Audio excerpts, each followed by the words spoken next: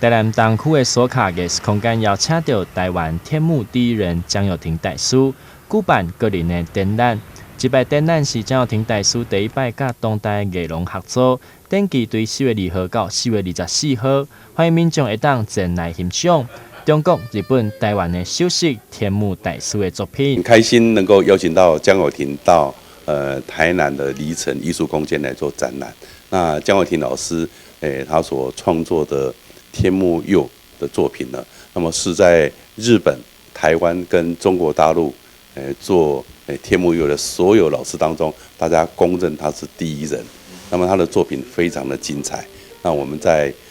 离城艺术空间呢，就到我们台南市东城路21巷2号做展览。那么从4月2号开始，一直到4月24号，那么每天的白天，除了礼拜1、礼拜2休息以外，都有展览。那么邀请我们台南市的朋友，不要错过这个很难得欣赏很高水准艺术品的机会。那么到那个离城艺术空间来参观蒋友廷老师的天幕插展。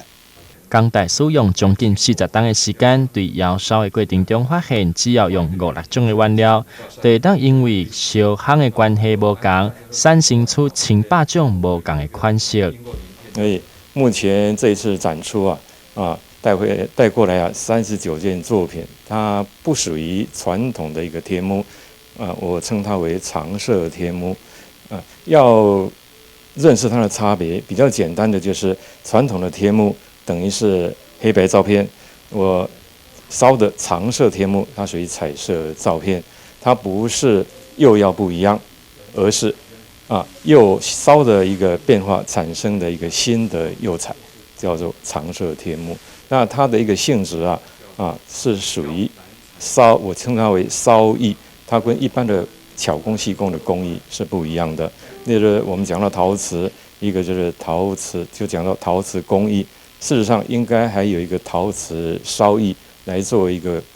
类别的一个归属。透过江大师的介绍，伫咧现场会当亲身感受每一个天幕内底所呈现出来无同花纹，实在非常的水。欢迎大家会当伫4月2号到4月24号的展览期间来到现场，亲身用目睭看到作品，然后好好感受每一个作品的特别所在。台南新闻刘品言采访报道。